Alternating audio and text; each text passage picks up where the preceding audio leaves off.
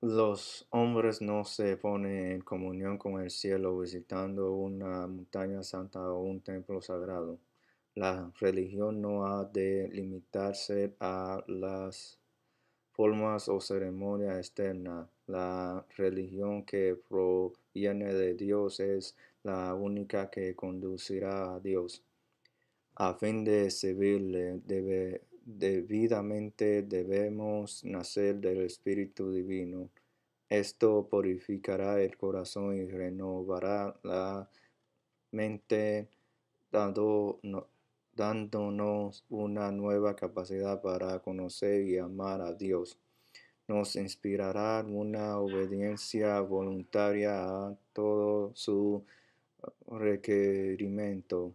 Tan es el verdadero culto, es el fruto de la obra del Espíritu Santo. Por el Espíritu es formulada toda oración sincera y una oración tan es aceptable para Dios siempre que un alma angela a Dios, se manifiesta la obra del Espíritu, y Dios se revela a esa alma. Él busca adoradores tales, esperan para recibirlos y hacerlos su hijo o hijo e hija. Analicemos esta cita de el deseado de toda la gente, comentado el encuentro de Jesús con la mujer samaritana. La religión no ha de limitarse a las formas o ceremonias externas. La religión que proviene de Dios es la única que conducirá a Dios. La música religiosa es una manera de expresar la adoración a Dios. Las formas, estilos, instrumentación, géneros musicales, etc., son solo estos formas de expresar que cambian y evolucionan con el tiempo. Cuando la mujer samaritana le preguntó a Jesús por la forma correcta, refiriéndose a un lugar físico, Jesús fue más allá del razonamiento de la samaritana, centrándose en el corazón de adorador, un sitio al que solo Dios tiene completo acceso y solo Él puede juzgar. El culto verdadero tiene que ver con la obediencia. El culto cristiano es una forma de expresar nuestro amor a Dios. Jesús dice, si me ama, guardaréis mis mandamientos, y yo rogaré al Padre y os dará otro consolador para que esté con vosotros siempre, el Espíritu de verdad, el cual el mundo no puede recibir. El que tiene mis mandamientos y los guarda, ese es el que me ama. El movimiento adventista surgió en el siglo XIX como fruto del estudio diligente de la palabra de Dios. Nuestros pioneros descubrieron el sábado como verdadero día de reposo. Las profecías de Daniel y de Apocalipsis, entre otras grandes verdades bíblicas, proféticamente vivimos en los últimos días de la historia de la humanidad, y cuando leemos el mensaje del tercer ángel y Apocalipsis 14, notamos como la adoración es uno de los elementos mencionados. Entonces, entender la adoración y su relación con la obediencia, fruto de la acción del Espíritu Santo, es importante para todos los verdaderos discípulos de Cristo. Jesús dice que guardar los mandamientos de Dios es fruto de nuestro amor por Él, y que si obedecemos su mandamiento, Él nos enviará el Espíritu de verdad. Es interesante que en Juan capítulo 4, verso 23, Jesús menciona que los adoradores de, van a adorar en espíritu y en verdad, y en Juan capítulo 14, verso 17, le diga, a sus discípulos que el Espíritu de verdad llega con la obediencia a su mandamiento, expresión de amor a Él.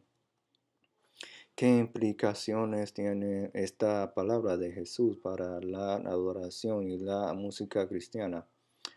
Jesús nos enseña que la adoración verdadera está conectada a la obediencia a su mandamiento. La música religiosa es la expresión y la consecuencia de una vida de amor a Dios y de la obediencia a su mandamiento, de los cuales, según Jesús, el amor es el más importante. Quisiera añadir que leo y escucho con tristeza a algunos cristianos adventistas que cuando hablan de la música y la adoración en el contexto apocalíptico, afirman que los que no guardan los mandamientos de Dios, como lo enseña la Iglesia Adventista, ofrecen una adoración falsa que Dios no acepta, incluso a quienes llegan a afirmar que quienes hacen música cristiana pero no guardan los mandamientos de Dios como el pueblo adventista adoran al enemigo. La observación del sábado es una verdad distintiva de los que guardan los mandamientos de Dios y tienen la fe de Jesús y llegarán a ser una señal de obediencia determinante en los tiempos finales, pero únicamente cuando la humanidad haya tenido la oportunidad de elegir la verdad. Elena G. de White escribe: los cristianos de la generación pasada observaron el domingo creyendo guardar así el día de descanso bíblico y ahora hay verdaderos cristianos en todas las iglesias sin exceptuar la católica romana que creen honradamente que el domingo es el día de reposo divinamente instituido. Dios acepta su sinceridad de propósito y su integridad, pero cuando la observancia de domingo sea impuesta por la ley, y que el mundo sea ilustrado respecto a la obligación de verdadero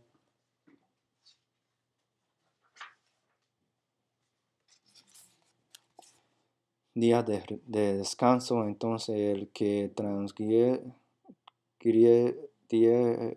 el mandamiento de Dios para obedecer un precepto que no tiene mayor autoridad que la de Roma, honrará con ello el papado por encima de Dios solo cuando la cuestión haya sido expuesta hacia las clara ante los hombres y ellos hayan sido llamados a escoger entre los mandamientos de Dios y los mandamientos de los hombres, será cuando los que perseveren en la transgresión recibirán la marca de la bestia.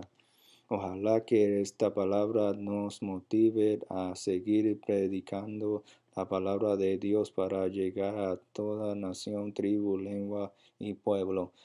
Que nuestro mensaje sea un mensaje de amor centrado en Jesús, porque si tuviese profecía y entendiere todos los ministerios y toda ciencia, y si tuviese toda la fe de tal manera que trasladase los montes y no tenga amor, nada son. El culto verdadero es el fruto del Espíritu Santo. La iniciativa de la adoración la toma Dios. La mujer samaritana creyó encontrarse con Jesús en el pozo, pero fue Jesús quien vino a su encuentro. Fue el Salvador quien propició el escenario y el momento para revelarse a ella como agua de vida y Mesías prometido. Dios toma la iniciativa de la adoración de ese encuentro entre nuestro pequeña y su perfecta santidad. La música religiosa como parte del culto personal o colectiva, tampoco es nuestra iniciativa. Es la consecuencia del amor de Dios que ha venido a nuestro encuentro de su gracia que nos perdona y nos abraza. Es el fruto del Espíritu Santo. Cuando Jesús dice que el Padre busca adoradores que le adoren en espíritu y en verdad, implica que el Espíritu es un agente activo en nuestra adoración. Elena G. de Fuara tía este concepto afirmando que el culto verdadero es el fruto del Espíritu Santo. ¿Qué implicaciones tiene esta verdad en la adoración? Como saber que es el Espíritu Santo el que está actuando en nuestra adoración? Vale, prepárate, vamos para